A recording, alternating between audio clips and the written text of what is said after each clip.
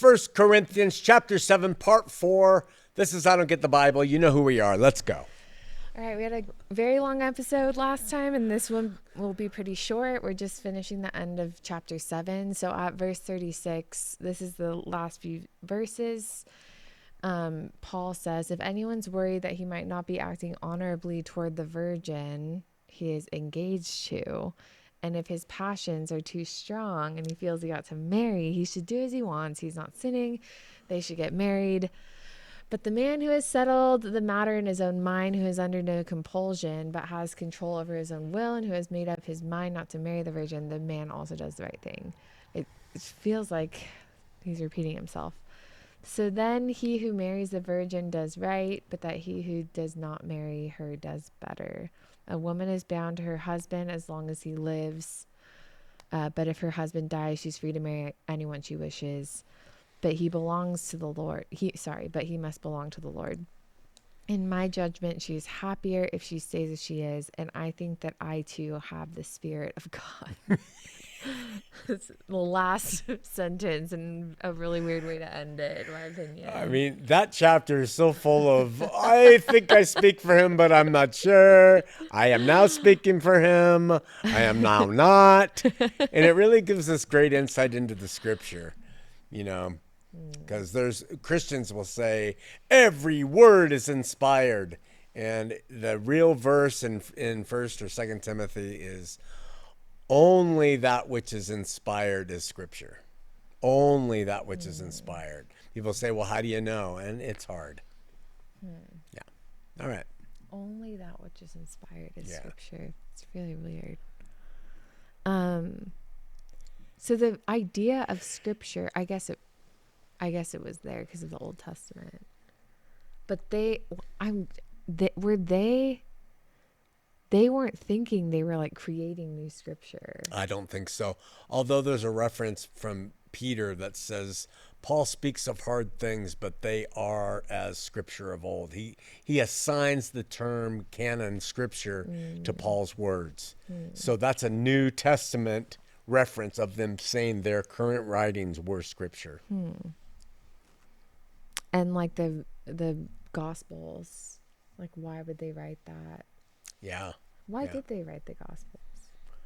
They had different reasons. Luke was to help a friend understand. John was to bear witness of what Matthew, Mark, and Luke didn't cover. Matthew was to explain to the Jews how he was the Messiah.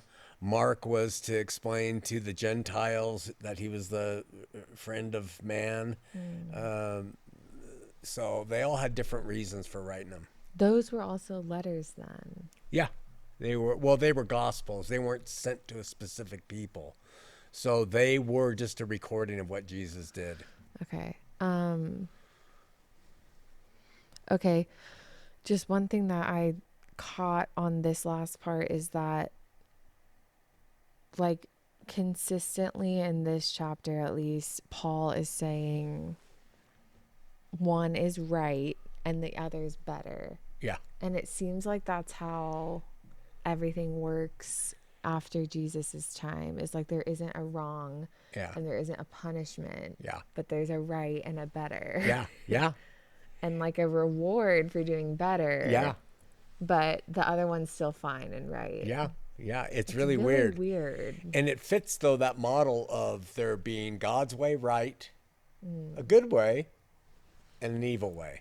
The three trees. What's the evil though? Because he's saying there's a right and a better. And there's no evil. The evil is to just have sex and not care. Yeah. Okay. Yeah. I see. He's like not the one he's like not even talking about. Yeah, he's not even addressing that. Yeah. That's obvious to them. Yeah. Okay. So in almost everything with life, if you want to follow the scripture, there is God's way, which people just don't want to know and hear. There is a good way, which is, makes reasonable sense. It works in this world, the good way. And then there's a bad way, an evil way. Yeah. You could, like, it seems like you could say it as, like,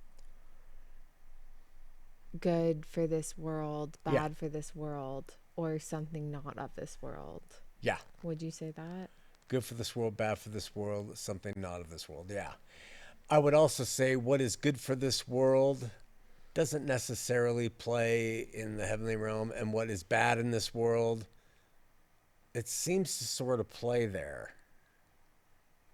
It's like if you're doing the good from the tree of knowledge of good and evil, it has application here, but it doesn't have much currency there.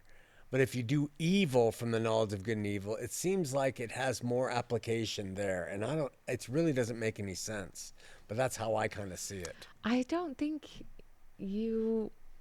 there's ways to see that you would disagree with that yourself. Give me an example. Like, there's bad stuff that you can do here, but it's not with the intent of being evil. You can be really lustful, or you can I'm not talking about those things. Well, that's what I mean. Like, you're skipping a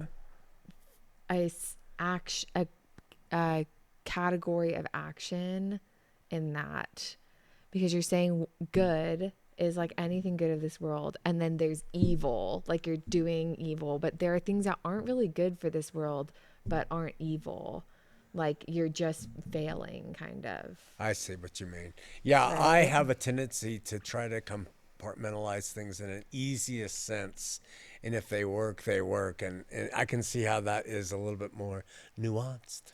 Well,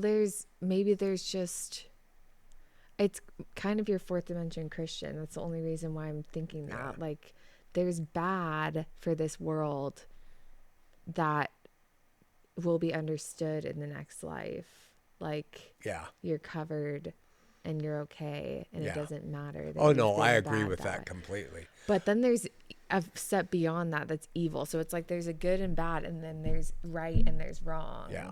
Like, and that's why I'm not big on the word bad. yeah. But when I say evil, I am talking about the best definition of what evil is. And it is not lusting for each other in sex. Yeah. It's not having too much beer. It's not that stuff. Yeah. It's really diabolical. Like out to destroy, hurt, harm, purposely, all that. Yeah. That could look like the good. Yeah, it could look like the category, good. Sure. Sort of. Like, that's. Which is part of the problem with it, because the Yeah. most sinister looks pretty good Yeah. for this world. Well, it just seems like a weird. It just seems like a weird pairing. The right, good, and evil has been sitting weird with me, because I feel like it's missing like what's good without the bad. Like, evil seems to be responding to the right. The way you're just saying, it has like some effect in the afterlife, but the good doesn't. Mm-hmm. I don't know. It's okay. And I think the good does too, because Scripture talks about the good without even connecting it to God. You know, you do this for your neighbor, you've done good. Yeah. You know, Yeah. so I think maybe it requires a longer conversation, that we really break it down, and Maybe. I don't know if we're going to get there. Okay. Well, that's the end of that chapter. Okay. We're going to move on to chapter 8. Yippee-ki-yay! See you later.